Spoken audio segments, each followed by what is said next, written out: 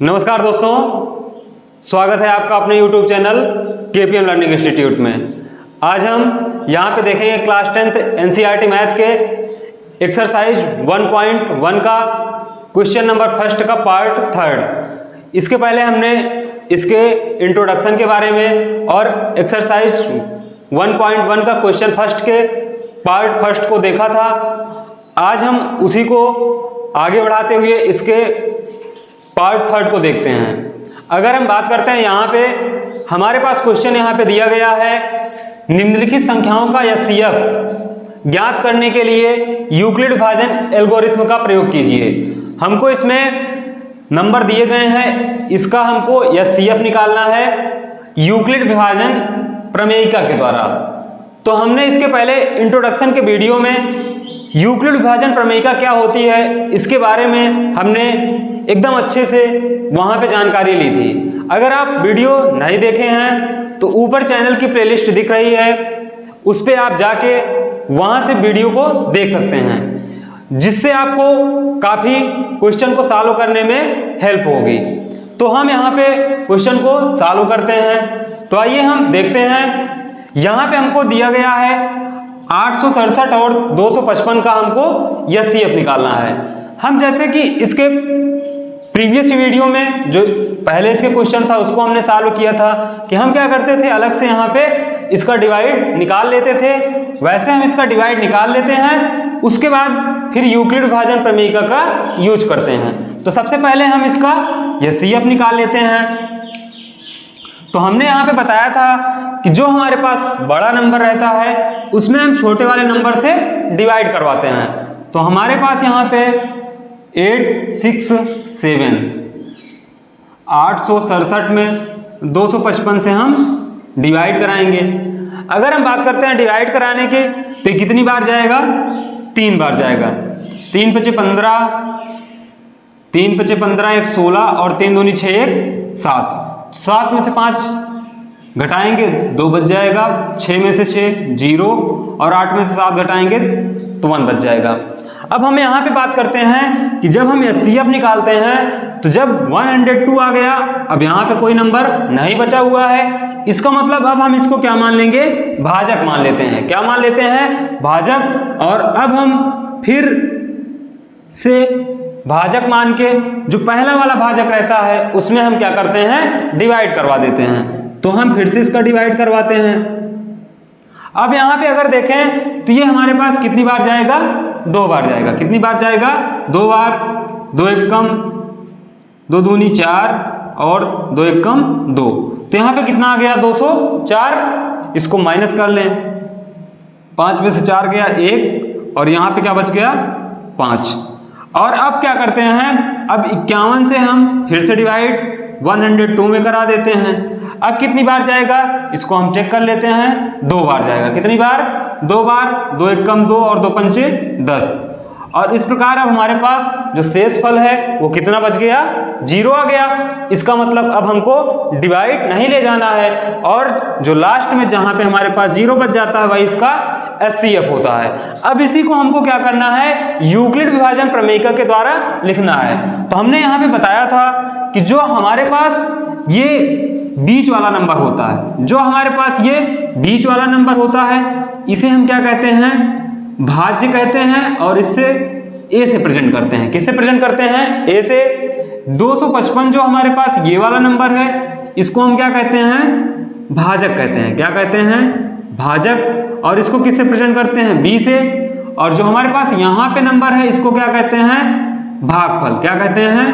भागफल। इसको क्यों से प्रेजेंट करते हैं? और जो यहाँ पे ये हमारे पास नंबर बचा है इसको हम क्या कहते हैं? R। और कुछ इसी के नाम से अब यूक्लिड विभाजन प्रमेयिका का यूज कर लेते हैं। अगर हम यूक्लिड विभाजन प्रमेयिका की बात करते हैं तो इसको लिख लेते हैं यूक्लिड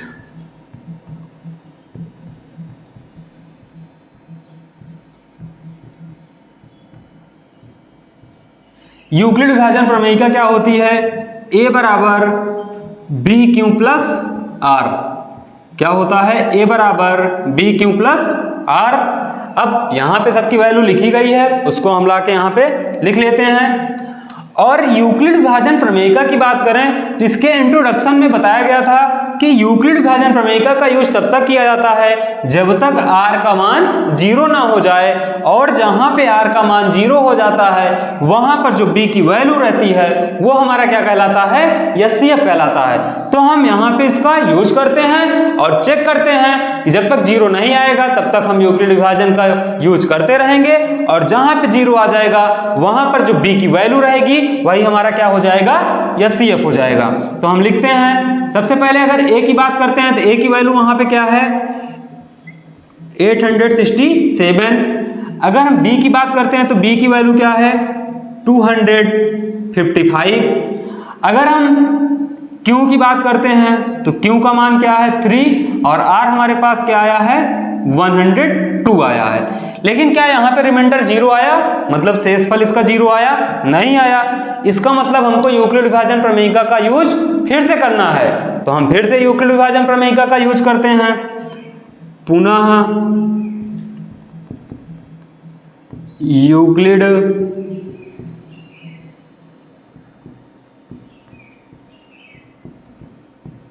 विभाजन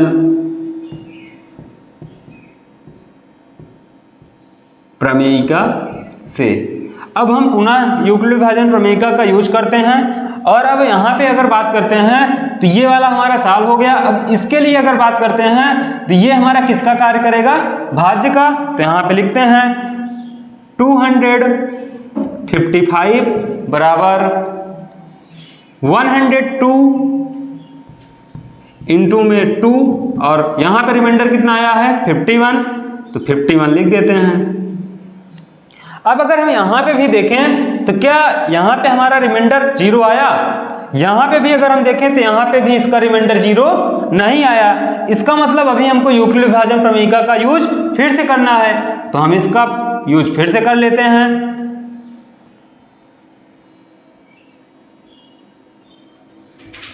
पुनः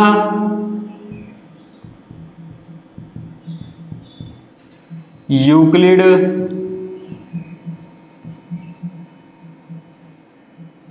विभाजन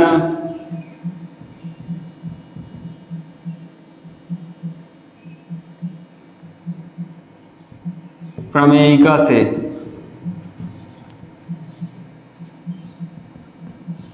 अब यहां पे अगर थर्ड वाले पार्ट में देखें तो यहां पे b का मान क्या है 51 है, और a का मान क्या है 102, तो लिख देते हैं 102 बराबर 51 इंटू में 2 और प्लस r का मान क्या हो गया 0 हो गया। r का मान यहाँ पे क्या गया 0।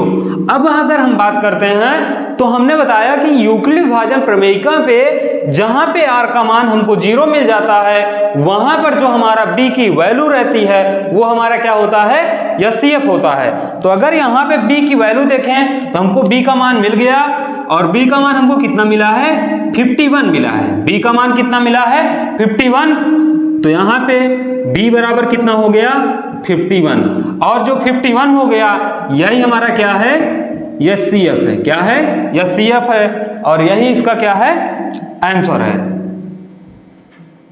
एक बार हम फिर से इस पे चर्चा कर लेते हैं। तो हमने यहाँ पे बताया कि हमको 867 और 255 का यूक्लिड विभाजन प्रमेयिका से एचसीएफ निकालना था। हमने यहाँ पे अलग से डिवाइड इसका करवा लिया जिससे कि क्वेश्चन हमारा थोड़ा इजी हो जाए। तो यहाँ पे हमने सबसे पहले 867 में 255 से डिवाइड कराया तो कितनी बार गया 3 बार गया, और यहाँ पे कितना आया 765, तो यहाँ पे शेष इसका कितना बचा 102। फिर हमने 102 से 255 में डिवाइड कराया तो कितनी बार गया 2 बार, और यहाँ पे कितना आ गया 204। फिर यहाँ पे कितना बचा 51 से 102 में भाग कराया गया तो 2 बार गया 51 दूनी 102, और यहाँ पे इसका रिमाइंडर 0 बच गया। इसी को हमने यूक्लिड विभाजन प्रमेयिका के रूप में लिख दिया। यूक्लिड विभाजन प्रमेयिका के बारे में इसके पहले इंट्रोडक्शन के वीडियो में अच्छे से बताया गया है, अगर आप नहीं देखे हैं तो चैनल के प्लेलिस्ट में जाके वहां से आप देख सकते हैं, या ऊपर आपको आई बटन दिख रही है उस पर आप क्लिक करके इसका इंट्रोडक्शन का पार्ट देख लें, जिससे कि आपको ये क्वेश्चन सॉल्व करने में थोड़ा इजी रहे। तो इसके बाद हम यहाँ पे क्या करते हैं, 867 ये किसका कार्य कर रहा है, भाज्य का। यहाँ पे ये किसका, भाजक का, और ये भागफल का, और नीचे शेषफल का। तो हमने यहाँ पे ए के स्थान पे 867, बी के स्थान पे 255 और क्यू के स्थान पे 3 और प्लस में आर के स्थान पे 102 आया था, उसको हमने लिख लिया। तो यहाँ पे अगर हम देखें तो यहाँ पे रिमाइंडर इसका 0 नहीं बचा था, और अगर रिमाइंडर 0 बचा नहीं रहता तो हम इसको पुनः यूक्लिड विभाजन प्रमेयिका का यूज करते हैं। तो यहाँ पे हमने यूक्लिड विभाजन प्रमेयिका का पुनः यूज किया, और अब 255 ले लिए। 255 को हमने क्या लिखा, 102 गुणे 2 प्लस में 51। फिर यहाँ पे रिमाइंडर 0 नहीं बचा, तो फिर हमने पुनः यूक्लिड विभाजन प्रमेयिका का यूज किया, और यहाँ पे कितना आ गया, 0। और जब यूक्लिड विभाजन प्रमेयिका का यूज करते हैं और जहाँ पे रिमाइंडर का मान 0 आ जाता है, वहां पर जो हमारी बी की वैल्यू रहती है वही इसका एचसीएफ कहलाता है। तो यहाँ पे इसका एचसीएफ कितना आ गया, 51। ठीक है, तो अब हम मिलते हैं एक नए वीडियो के साथ, तब तक आप बने रहिए केपीएम परिवार के साथ। अगर आपको किसी नए टॉपिक पे वीडियो चाहिए तो उसको भी आप कमेंट में बता सकते हैं। धन्यवाद।